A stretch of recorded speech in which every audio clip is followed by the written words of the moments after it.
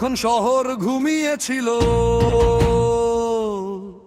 একটি কণ্ঠ জেগে উঠেছিল আগুন হয়ে।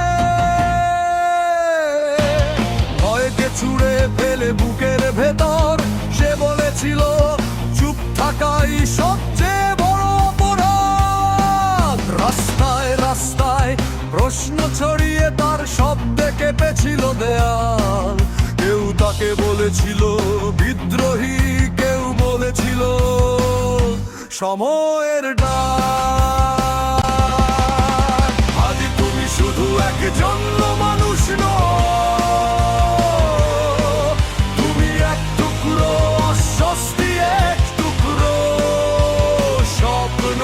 গুলি থামাতে পারে শরীরে চলা, কিন্তু থামাতে পারে না ভাবনার ঢেউ। আজ তুমি পড়ে গেলে রাস্তায়, কিন্তু উঠে দাঁড়াল হাজারো কণ্ঠ।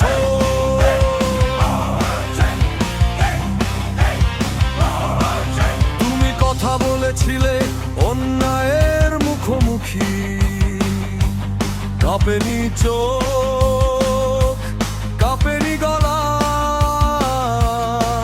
যারা চেয়েছিল নীরবতা, তাদের সামনে তুমি ছিলে না।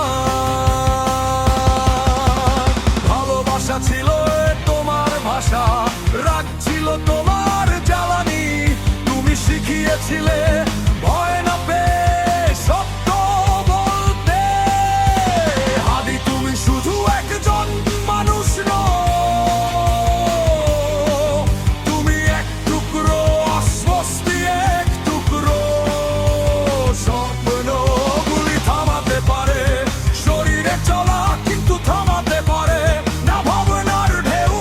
আদি তুমি পড়ে গেলে রাস্তায়, কিন্তু উঠে দাঁড়াল হাজারো কণ্ঠ।